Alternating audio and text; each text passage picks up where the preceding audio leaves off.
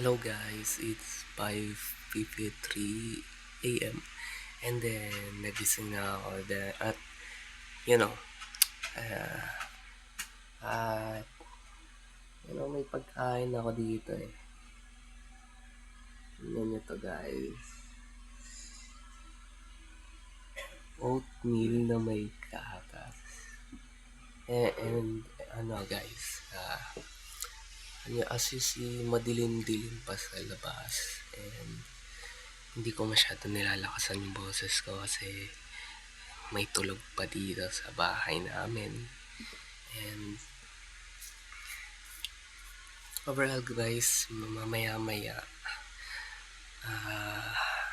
sama ko yung kaibigan ko magsimba. So that is also exciting dahil I have something to do with my life, yun lang. So okay din naman tumambay dun sa simbahan ng kaibigan ko. At masaya dun gagi. May tutugan, minsan kainan, and then basta masarap tumambay dun. Subukan nyo lang guys pag wala kayong magawa sa time nyo tuwing Sunday. Spend your time na magsimba minsan. Kung naman kayo pinapersuade kung religious or non-religious kayo, basta ang maganda lang ay maganda may nagagawa tuwing Sunday. So magsimba kayo guys kung kailangan. So right away guys, feel okay ngayon guys. Nasa mood naman ako. Kasi more likely wala ako sa mood eh. Pero ngayon, okay naman. Bagong gising, bagong buhay, bagong mood. Medyo okay yung mood ko. And then, nag-hi sa akin yung dati kong kaibigan kagabi. Then, ganun ako, nag-hi ako pa ganun. Nag-hi back ako. Gulat ako eh. Kasi, hinagala ko yung aso. Tapos, biglang magsasabi siya, uy! Tapos, gulatin ka na sasabihin. Parang harutan lang na huwag mo patayin yung aso dyan. Parang ganun. Pero sa way na ang babatter siya at kinukuha yung attention. Basta, lang yun. Parang nangamas na lang. May mga tropa din siya. Mukhang geng-geng na rin eh, no? Pero, nagkanalay, mabait naman yung ugali nun. Tsaka siya yung dating kasama ko noon na nag-film kami noon ng video. Kasi noon, parang ginagaya namin yung mga vlogger noon. And then, nag-film kami ng video. And then, kasama ko sila noon, nag-set. Ako yung director nila. Sa kasamang palad, nag-away-away sila dahil iniisip kagad nila na paano mangyayari pag sumikat o kanino mapupunta yung video, akin ba mapupunta yung video. Actually, hindi ko naman kiniklaim yung video nila. Ang gusto ko lang mangyari that time, makagawa kami ng creative na video and then ma-upload namin and then mag-enjoy kami dahil isa yung video na kami yung cast, kami yung mga character. So, it's just cool lang. Pero, medyo nagkaroon ng maling pag-iisip and then para matapos na, tinilit ko na lang yung mga video at yung connection namin sa kanila ay tinanggal ko na lang din kasi nag-aaway-aaway sila. So, yun lang. Pero masaya naman dati nung first time. Maraming harutan na video doon and then gumaganap kami sa mga different scene at saka yung naiisip naming senaryo ay kung ano lang lumabas sa utak namin. More prank, challenge, and then nonsense bullshits, some like that.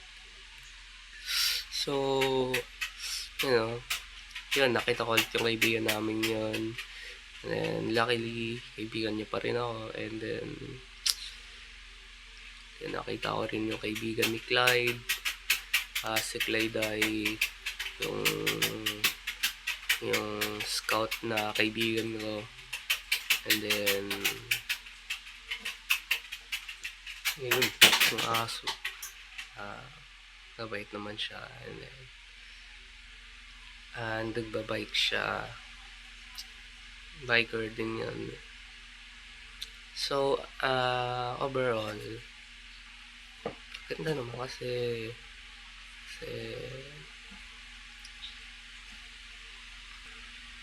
and it's 5:51 na and maya maliligo na lang ako. Wait lang. Sasa natin yung brightness ng konti. Naka-exposure lock kasi kung hindi ko yung exposure lock, hindi maganda yung lightening ng phone. Tsaka hindi realistic yung lightening niya. Pag low light kasi, yung sensor neto, photosensitive sensor neto, mag-overexpose yung ibang part ng larawan, magiging super bright ng paligid. And then, kung titingnan mo, hindi na balance. Hindi nga makapag-picture ng stars eh.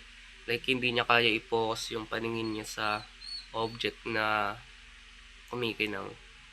So, sobrang baba ng ISO na sineset ko or exposure para maging sharp yung details at saka yung contrast pataas ng konti.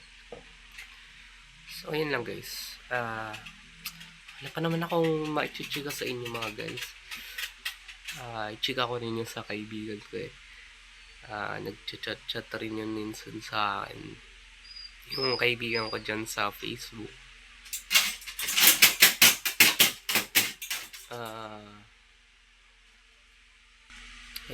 Pag kumakain, nagpo-post ng mga kinakain namin, and then pag may problema sa buhay niya, pag inaaway kasi siya ng nung parang hindi na siya mahal nung mahal niya. And then basta mahirap ikwento guys, not gonna lie, mahirap talaga ikwento. Pero masaya naman kaibigan yung taong yun. And then yan lang guys.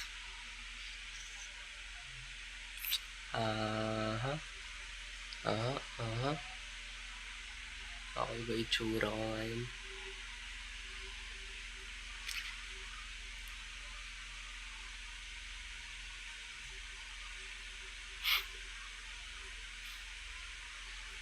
So, yun guys. So, bye guys.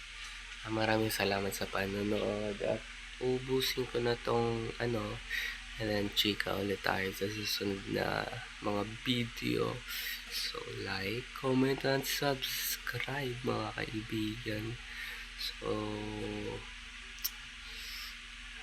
I'm not a popular vlogger, but I'm just here for my personal yups and chika. So, bye. See ya.